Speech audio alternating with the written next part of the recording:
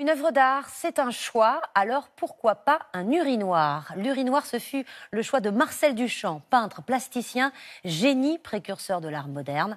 À l'occasion d'une exposition au Musée des Arts et Métiers à Paris, Nicolas Lemarinier et Marie Cazot nous expliquent les idées et l'œuvre du père de l'art contemporain.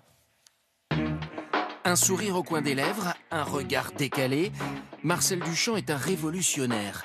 Entre 1913 et 1923, avec ses installations étranges, il a réinventé la définition de l'art.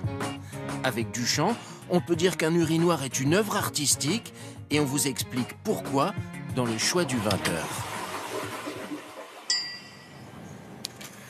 En 1913, à 26 ans, Marcel Duchamp invente le ready-made. En français, le déjà prêt. 1913, une roue de bicyclette sur un tabouret.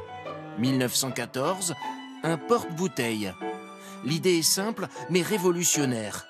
Plutôt que de créer quelque chose, Duchamp choisit un objet existant pour en faire une œuvre d'art. Une œuvre d'art, c'est un choix, essentiellement. Alors là, c'est la même chose, c'est un choix d'objet qui, au lieu de le faire, il est tout fait. L'urinoir est refusé au Salon des Indépendants de New York en 1917. Il est jugé vulgaire, immoral, certains pensent même qu'il s'agit d'une blague. Un article d'une revue américaine va assurer la renommée mondiale de l'œuvre. Duchamp se serait-il moqué du monde?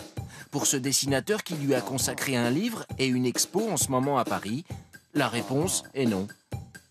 Pour moi, c'est un révolutionnaire qui utilise l'humour pour voir jusqu'où on peut aller. Elle a chaud au cul. La preuve, dans les années 60, les idées de Marcel Duchamp ont inspiré les artistes du pop art, comme Andy Warhol, qui détournaient les objets du quotidien. L'urinoir d'origine a disparu, mais il y a aujourd'hui des répliques partout dans le monde. 50 ans après sa disparition, Marcel Duchamp fait toujours partie du paysage.